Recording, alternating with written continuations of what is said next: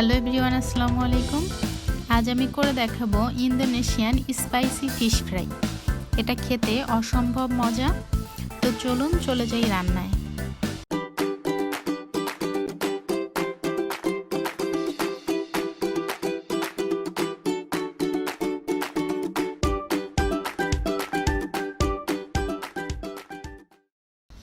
আমি এখানে মাছগুলো সুন্দর করে ধুয়ে নিয়েছি।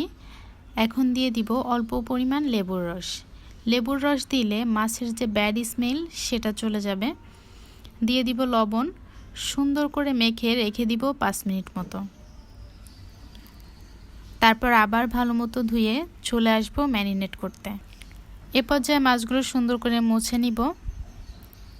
চেপে চেপে মুছে নিব যেন মাছের গায়ে কোনো পানি না থাকে। আমি সবগুলো মাছ সুন্দর মতো মুছে নিয়েছি। এখন দিয়ে দিব পরিমাণ মতো লবণ,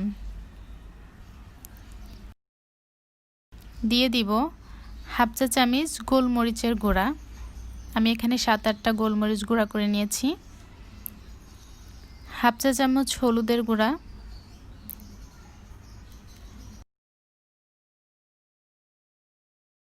এক চা চামচ মরিচের গুঁড়া। স্পাইসি হবে তাই আমি মরিচের গুঁড়া একটু বেশি নিয়েছি, আপনারা চাইলে কম বেশি করে নিতে পারেন। হাফ চা চামচ আদা রসুন বাটা, আর দিয়ে দিব সয়া সস 1 চামচ পরিমাণ।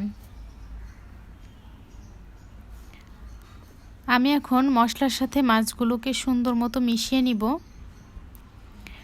ম্যারিনেট যত সুন্দর হবে এটা খেতেও তত বেশি মজা হবে, তাই ম্যারিনেটটা অবশ্যই ইম্পর্ট্যান্ট।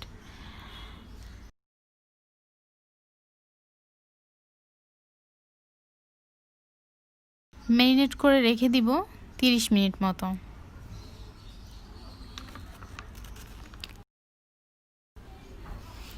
মাছের সাথে খাওয়ার জন্য আমি একটা সস বানিয়ে নিচ্ছি। এই সসটা আসলে মাছের স্বাদটা দ্বিগুণ পরিমাণে বাড়িয়ে দিবে। আমি এখানে লেবুর রস নিয়ে নিয়েছি হাফ কাপ।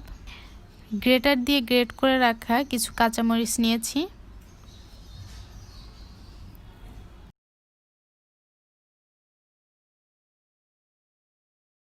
দিয়ে দিব 2 টেবিল চামচ পরিমাণ চিনি,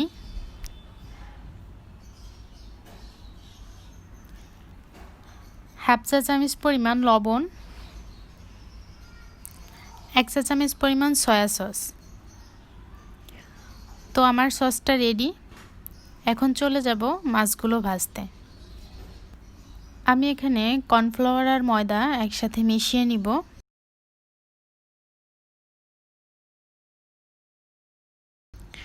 তারপর মাছগুলোকে এই মিশ্রণটার সাথে এপিট ওপিট সুন্দর মতো লাগিয়ে নিব। এর কারণে মাছগুলো ভাজলে অনেক ক্রিস্পি হবে, খেতেও মজা হবে। আমি মাছগুলোকে ভাজার জন্য একটা প্যানে তেল দিয়ে দিচ্ছি। ডুবো তেলে ভাজবো, তাই তেলের পরিমাণ একটু বেশি দিব। আমি মাছগুলো দিয়ে দিচ্ছি। মাছগুলো দিয়ে 2 পাশ সুন্দর করে ভেজে নিব। একটু পরপর উল্টে দিব।